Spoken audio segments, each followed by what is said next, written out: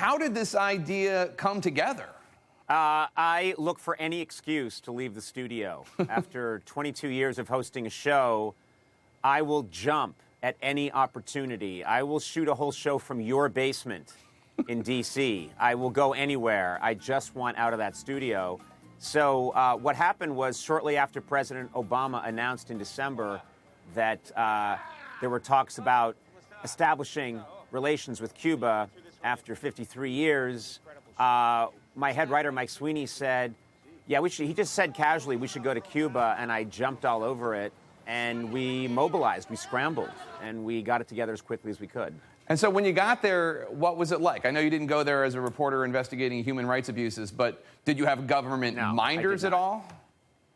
No, we had no minders. We had nobody following us, nobody telling us where we could go, where we couldn't go. And that's actually what made the experience really terrific, is we sent our camera crew a day ahead of us. They came in through Canada. We came in through Miami, and we just said we're tourists, and then we hooked up with our camera crew, and we started shooting immediately. We didn't know what was going to happen, so we shot for pretty much 4 days continuously and got a lot of great stuff. And they obviously don't have the internet. They don't have American TV there. Did anyone have any idea who you were? No, well, Cubans don't know, but here's the thing. Cuba is filled with tourists from Canada. I'm a god in Canada. Well, okay, that's going too far. But they know who I am. I got a lot of fans in Canada. And also, my show is seen throughout parts of South America. There are a lot of South American tourists. There's European tourists. So I even had people in Finland who watch the show regularly who recognized me. So I was recognized by European tourists and South American tourists and Canadians. But Cubans, no. They have no idea. Well, isn't it the president of Finland that's your doppelganger? Or am I confusing? No, you're not. I bear a striking resemblance to the former president of Finland, Tarja Halonen. The only problem is she's a woman.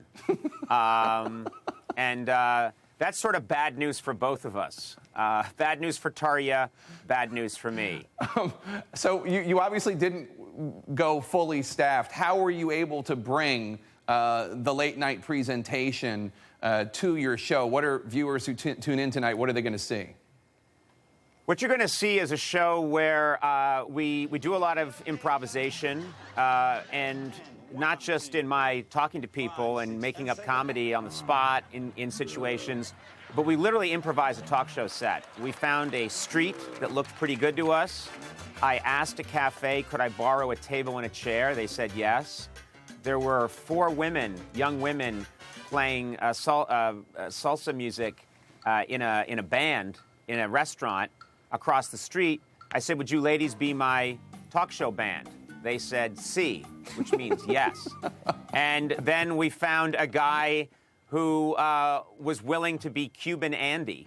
So my sidekick. So we set it up very quickly, and then we shot an opening, an ending, and different wraparounds. The rest of the show is me out and about in Havana. And did you make them laugh? I know it's only 90 miles away from Miami, but there can be something of a culture shock, as I understand it.